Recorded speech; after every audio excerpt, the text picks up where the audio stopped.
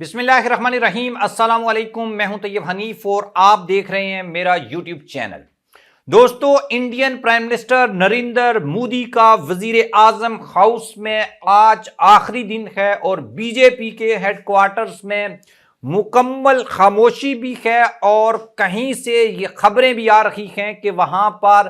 Airport के ऊपर India में कुछ थप्पड़ भी चले हैं। इनके ऊपर भी हम बात करेंगे और आपको यह भी बताएंगे कि अमित शाह नाराज होकर क्यों चले गए, क्या बीजेपी में कोई बड़ी बगावत उठने वाली है और नरेंद्र मोदी जिसके पास कभी भी एक कोलिशन गवर्नमेंट चलाने का तजर्बा नहीं है, वो क्या तीसरी बार हिंदुस्तान के प्राइम मिनिस्टर बन सकेंगे या नहीं? अगर बन सकेंगे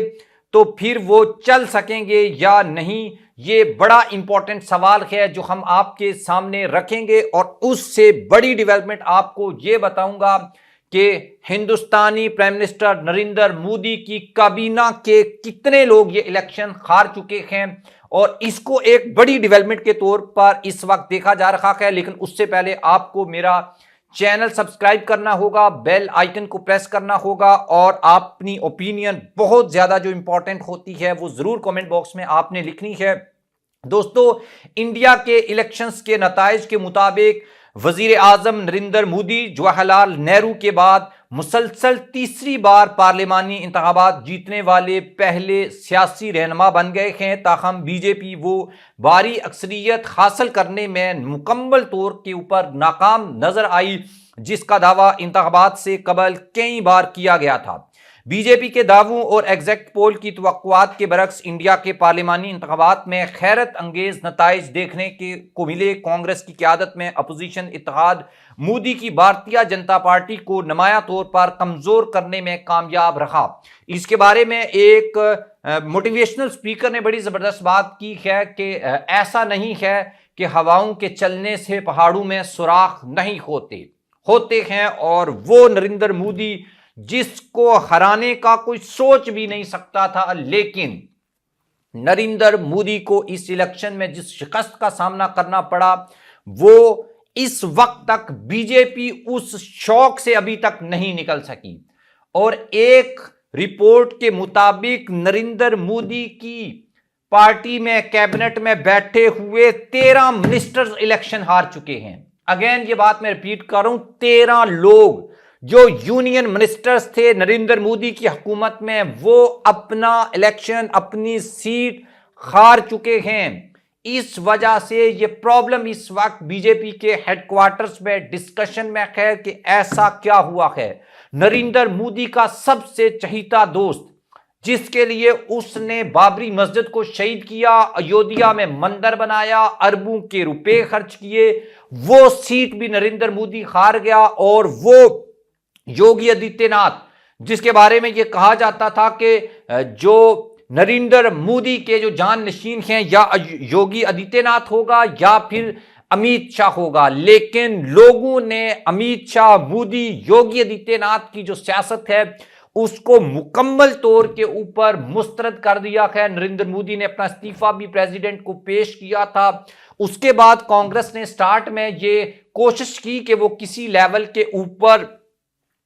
जो है वो हुकूमत बनाएं, लेकिन अभी की खबर ये है कि अभी नरेंद्र मोदी जिस अलायंस के साथ इलेक्शन में गया था उसकी मीटिंग हुई, वहां पर करारदाद मंजूर हुई। नरेंद्र मोदी को प्राइम मिनिस्टर बनाने का जो है वो टास्क बीजेपी के लीडर्स को सौंप दिया गया, लेकिन जब तक नरेंद्र मोदी प्राइम मिनिस्टर बन नहीं जाते तब तक उनकी वजीर आजम हाउस में ये आखिरी रात होगी। और हालात ये हैं कि कंगना रनावत को चंडीगढ़ के एयरपोर्ट के ऊपर एक खातून सिख ऑफिसर ने थप्पड़ दे मारा। यानी कि आप इलेक्शन जीत के आ रहे हो, लोग आपको वेलकम करें, उसके बजाय आपको एयरपोर्ट्स के ऊपर थप्पड़ पड़ रहे हैं। और जो अजाइम, जो मकासद, जो मंशूर लेकर नरेंद्र मोदी आवाम में उतरा था, मुसलमानों के खिलाफ, सिखों के खिलाफ, दीगर जो मिनॉरिटीज हैं उनके खिलाफ जो जहर उगला था, उसके नताइज अब खुद उसको, उसके लीडरों को, उसकी जमात को देखने को मिल रखे हैं। और बड़ी वाज़े क्लैरिटी के साथ ये बात بی جے پی اور ان کے اتحادیوں میں ڈسکشن میں آئی ہے کہ وہ انڈین آئین کے ساتھ کسی بھی طرح کی چھیڑ چھاڑ کرنے کو نہ تو وہ پسند کریں گے، اور اگر مودی نے ایسا کرنے کی کوشش کی جو وہ منشور لے کر عوام میں نکلا تھا، وہ اس کی مکمل طور کے اوپر مخالفت بھی کریں گے، اور وہ اس جو نریندر مودی کے عزائم ہیں اس کو پورا نہیں کریں گے اور بلکہ اس کی مخالفت کریں گے۔ اب تک کے رجحانات کے مطابق بی جے پی قیادت میں سیاسی جماعتوں کا اتحاد نیشنل ڈیموکریٹک الائنس 292 نشستیں حاصل کی تھیں، اور کانگریس نے 234، اس کے جو مطلب کہ الائنس تھا اس نے اتنی نشستیں جو ہیں وہ حاصل کی تھیں۔ تجزیہ کاروں کے مطابق اس طرح کے غیر متوقع نتائج کا مطلب یہ ہے کہ اگرچہ بی جے پی اور اس کی اتحادی جماعتیں مرکز میں حکومت بنانے میں کامیاب رہیں گی، لیکن انہیں ہمیشہ یہ خطرہ رہے گا کہ حزب اختلاف حکمران اتحاد سے ناراض جماعتوں کو اپنی طرف راغب کر کے ان کے لیے مشکلات پیدا کر سکتی ہے۔ تجزیہ کاروں کا ماننا ہے کہ بی جے پی کی کمزور مینڈیٹ کا مطلب یہ ہوگا کہ پچھلی حکومتوں کے برعکس پارٹی کو ممکنہ طور پر اپنے نامکمل ایجنڈے کو جاری رکھنے کے لیے علاقائی جماعتوں کی حمایت حاصل کرنا ضروری ہوگی،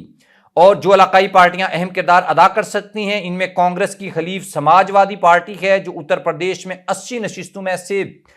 37 نشستیں حاصل کرنے میں کامیاب رہی ہے، جبکہ ٹی ایم سی جو کہ بنگال میں برسر اقتدار ہے 20 نشستیں حاصل کی ہیں، اور گزشتہ انتخابات کے مطابق ان کی نشستوں میں بہت بڑا اضافہ دیکھنے کو ملا ہے، جبکہ مودی کی حلیف جنتا دل یونائٹڈ نے بہار میں 12 اور ٹی ڈی نے آندھرا پردیش میں 16 نشستیں حاصل کی ہیں۔ بی جے پی نے یودھیا میں رام مندر کی تعمیر، کشمیر میں دفعہ 370 کو ہٹانے اور 3 طلاقیں روکنے کا قانون متعارف کروانے جیسے اپنے وعدوں کو پورا کیا، لیکن نئی حکومت کے لیے نامکمل وعدے جیسا کہ ون نیشن ون الیکشن، یکساں سول کوڈ جس کے تحت اقلیتوں کے شادی اور وراثت کے قوانین کو ختم کرنے کا ارادہ ظاہر کیا گیا تھا، ان کو پورا کرنا اب مشکل نہیں بلکہ ناممکن ہوگا۔ آپ بھی اس کے بارے میں کامنٹ باکس میں جا کر ضرور لکھیے گا۔ اللہ حافظ۔